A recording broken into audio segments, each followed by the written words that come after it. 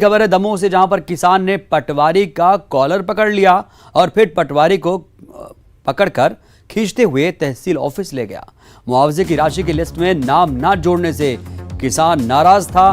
पटवारी ने किसान से पैसे मांगे थे दरअसल नाम जोड़ने के लिए, और विवाद का ये जो वीडियो है अब पूरी तरीके से वायरल है।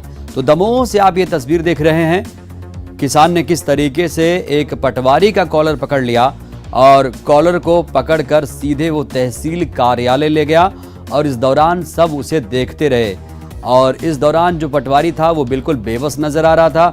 हालांकि इस किसान की दबंगई तो देखिए, जब बार बार उसे परेशान किया गया तो उसने अपना रूप आखिर दिखा ही दिया कि जो मुआवजे की राशि लिस्ट में उसका नाम जुड़ क्यों नहीं रहा है। पटवारी ने हालांकि नाम जोड़ने के लिए पैसे भी मांगे थे, ऐसा भी आरोप है। रिश्वत मांग रहा था ये पटवारी मुआवजे की राशि की जो लिस्ट थी उसमें नाम जोड़ने के लिए। लिहाजा इस किसान को गुस्सा आया और उसने पटवारी के गिरेबां पर हाथ डाल दिया और सरे राह उसकी इज्जत उछाल दी।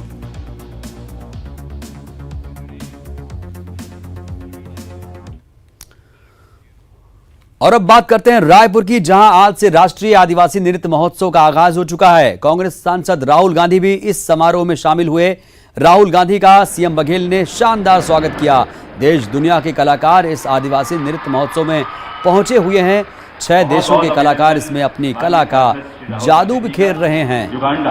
43 से ज्यादा नृत्य शैलियों का प्रदर्शन किया जाना है। 3 दिन तक ये समारोह चलेगा, जिसके लिए दुनिया भर के कलाकार रायपुर पहुंचे हैं। इस समारोह में राहुल गांधी ने भी डांस किया, और जो माड़िया आदिवासी है उस नृत्य में राहुल गांधी ने भी डांस किया। भैंसों की ये सींग होती है, और यही जो एक प्रतीक के तौर पर माड़िया नृत्य जब होता है तब ये जो कलाकार हैं यही पहनकर माड़िया नृत्य करते हैं, और यही एक सिंबल यहाँ पर दिखाया गया। भैंस का सींग का जो सिंबल है राहुल गांधी को भी पहनाया गया। तो राहुल गांधी का एक नया अवतार आपको दिखाते हैं, अनूठा अवतार कहेंगे इसे। ये देखिए, जब राहुल गांधी आदिवासी नृत्य महोत्सव में खुद को रोक नहीं पाए और आदिवासी कलाकारों के साथ माड़िया नृत्य करने लगे, उनके साथ सीएम भूपेश बघेल और कवासी लखमा भी डांस करने लगे। तो ये एक रोचक अनूठी तस्वीर आप देख रहे हैं। माड़िया नृत्य करते हुए बस्तर जिले का ये माड़िया नृत्य होता है। छत्तीसगढ़ में खास तौर से मशहूर है बस्तर जिले का माड़िया नृत्य। और इसी नृत्य के दौरान राहुल गांधी ने जब कलाकारों को देखा तो खुद को रोक नहीं पाए, और उन्होंने भी माड़िया नृत्य में हाथ आजमाया। राष्ट्रीय आदिवासी नृत्य महोत्सव का ये उद्घाटन समारोह हमेशा के लिए यादगार और चिरस्थायी बन गया है। माननीय श्री राहुल गांधी जी हमारे कलाकारों के साथ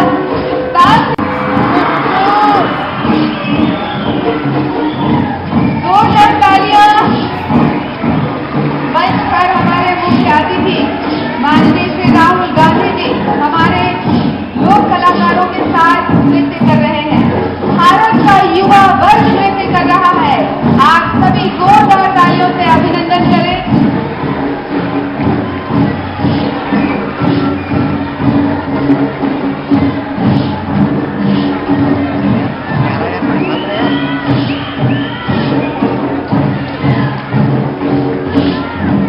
राष्ट्रीय आदिवासी नृत्य महोत्सव का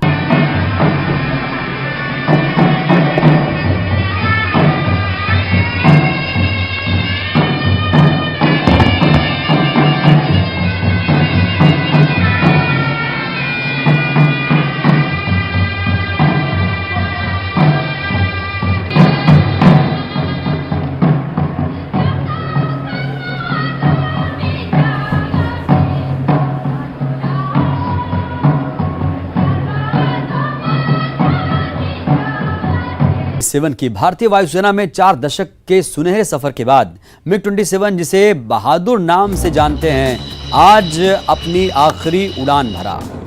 रूस से खरीदे गए MiG-23 BN MiG-27 में कन्वर्ट किए गए थे।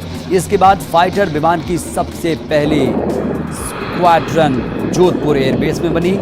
संयोग ही रहा कि ये विमान जोधपुर एयरबेस से ही विदा हुए।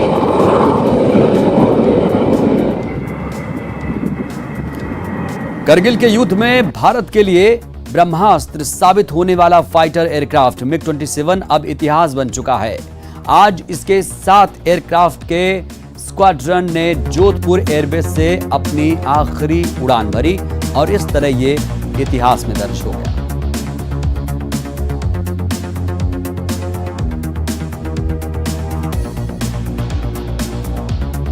जाते जाते इसने कर्तव्य भी दिखाए तो इस बहादुर को आखिरी सलाम, गार्ड ऑफ ऑनर भी दिया गया इस दौरान। बात कजाकिस्तान की, जहां पर बेक एयरलाइन का हवाई जहाज क्रैश हो गया है, जिसमें 9 लोगों के मारे जाने की खबर है। अलमाटी हवाई अड्डे पर टेक ऑफ के वक्त विमान 2 मंजिला इमारत से टकरा गया। हादसे के वक्त विमान में कुल 100 मुसाफिर सवार थे और ये एक बहुत बड़ा हादसा। विमान में कुल 100 यात्री सवार थे। 2 मंजिला इमारत से किस तरीके से ये विमान टकराया उसकी तस्वीरें आप देख रहे हैं।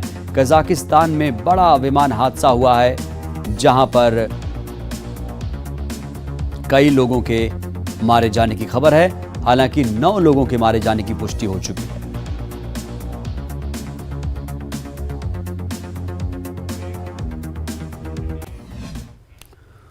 और बात बलौदा बाजार की, जहां बेकाबू होकर तेल से भरा टैंकर पलट गया। हादसे के बाद ड्राइवर फरार हो गया, लेकिन मौके पर पहुंचे लोगों में तेल लूटने की होड़ मच गई।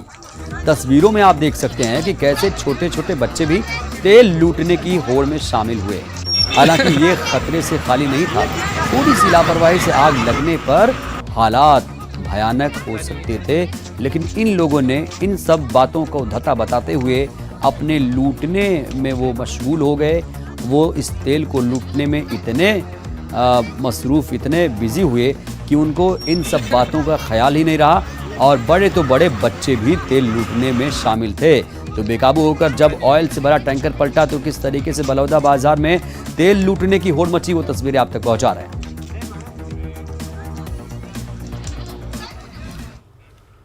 कोरबा में दलदल में करीब 15 साल की हथनी फंस गई। वन विभाग हथनी को दलदल से निकालने की पूरी कोशिश कर रहा है। कटघोरा वन मंडल के केंदई रेंज के कुल्हारिया गांव की ये तस्वीरें आपको दिखा रहे हैं। यहां 45 हाथियों का झुंड घूम रहा है। कटघोरा वन मंडल के केंद्रीय रेंज के गांव में एक दलदल नुमा खेत में हथनी जब फंसी तो किस तरीके से लोग वहां पहुंचे। ग्रामीणों को जब इसकी जानकारी लगी तो उन्होंने वन विभाग और पुलिस को इसकी सूचना दी। मौके पर पहुंची उड़नदस्ता टीम ने दलदल में फंसी हथनी को निकालने की कोशिश की, लेकिन नाकाम रही। दलदल के चलते जेसीबी मशीन भी नहीं पहुंच सकी। हालांकि फिर भी जो वन विभाग के अधिकारी हैं, जो टीम है, वो यहां पहुंचे हैं और इस हथनी को निकालने की कोशिश की जा रही है। और ऐसी भी जानकारी है कि जो हथनी है वो प्रेग्नेंट है। ऐसे में सोच सकते हैं उसकी हालत क्या होगी। दलदल में फंसी है हथनी और उसे बाहर निकालने की पूरी कोशिश की जा रही है। हालांकि पहले ये भी कहा गया कि जेसीबी मशीन का सहारा लिया जाए, लेकिन दलदल के चलते जेसीबी मशीन यहां तक नहीं पहुंच पाई, जिससे अब देखना होगा कि कैसे इस हथनी को दलदल से बाहर निकाला जाएगा। हालांकि अभी भी कोशिशें लगातार जारी हैं। सागर में महिला टीआई की दबंगई नजर आई। महिला टीआई ने रिपोर्ट दर्ज कराने आई महिला को फटकार लगाकर भगा दिया। पीड़िता आरक्षक के खिलाफ शिकायत करने पहुंची थी। महिला ने आरक्षक पर अभद्रता और मारपीट करने का आरोप लगाया। शिकायत के बावजूद महिला टीआई ने रिपोर्ट लिखने से साफ इनकार कर दिया। महिला टीआई संगीता ने यहां तक कह दिया कि एक बार नहीं 100 बार बोलोगी तब भी रिपोर्ट नहीं लिखी जाएगी। आरक्षक उसके स्टाफ का है, लिहाजा वो उसकी हिमायती बनी हुई है। महिला टीआई का नाम संगीता सिंह है। हालांकि न्यूज़ 18 इस वीडियो की प्रामाणिकता की पुष्टि नहीं करता। लास्ट बार तुम 100 बार आओ तो चलो ना ठीक है। मतलब मार पीटते रहे पुलिस वाले हैं तो आप पुलिस वालों का सपोर्ट करें। हम बिल्कुल करेंगे यार, पुलिस हमारे सिपाही हैं तो हम करेंगे नहीं यार। और दूसरी चीज सिपाही होने के साथ साथ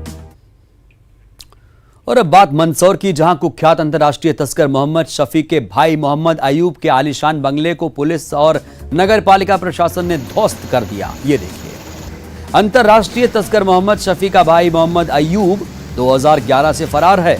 मोहम्मद अयूब को राजस्थान की प्रतापगढ़ पुलिस मंदसौर कोर्ट पेशी पर लेकर आई थी, जहां से मोहम्मद अयूब पुलिस को चकमा देकर पुलिस अभिरक्षा से फरार हो गया था। अफीम तस्करी के कई मामलों में पुलिस उसकी तलाश कर रही है। पुलिस का आरोप है कि अफीम तस्करी के जरिए अवैध रूप से पैसा कमाकर उन्होंने यह आलीशान बंगला खड़ा किया, जो नाजायज है, अवैध है। आज नगर पालिका प्रशासन के अमले के साथ पुलिस मौके पर पहुंची और इस आलीशान बंगले को ध्वस्त कर दिया है।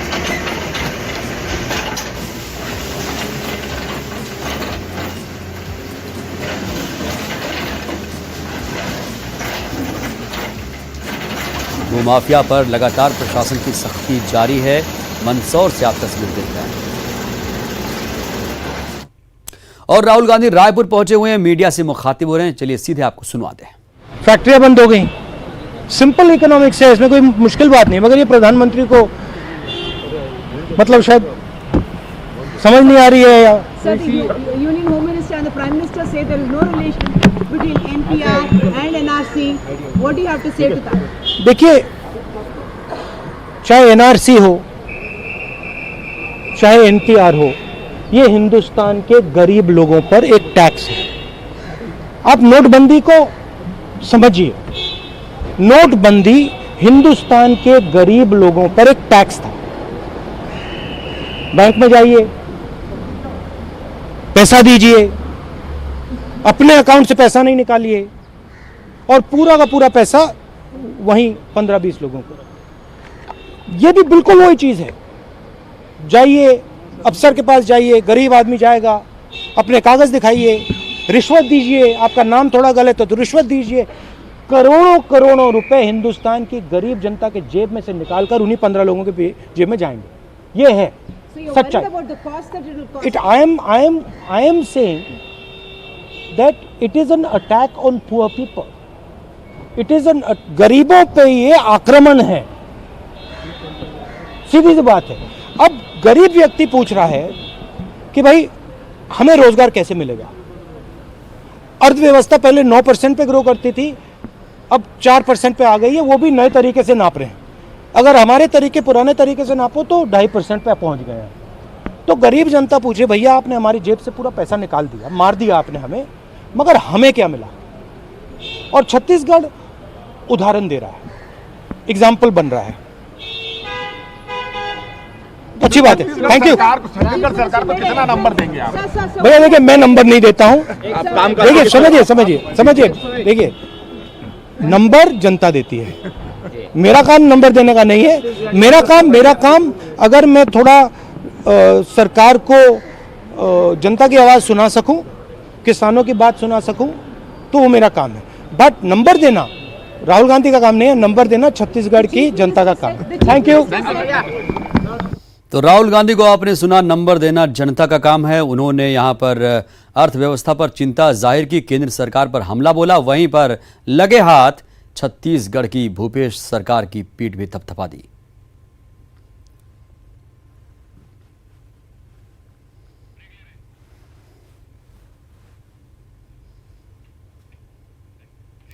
वक्त एक छोटे से ब्रेक का।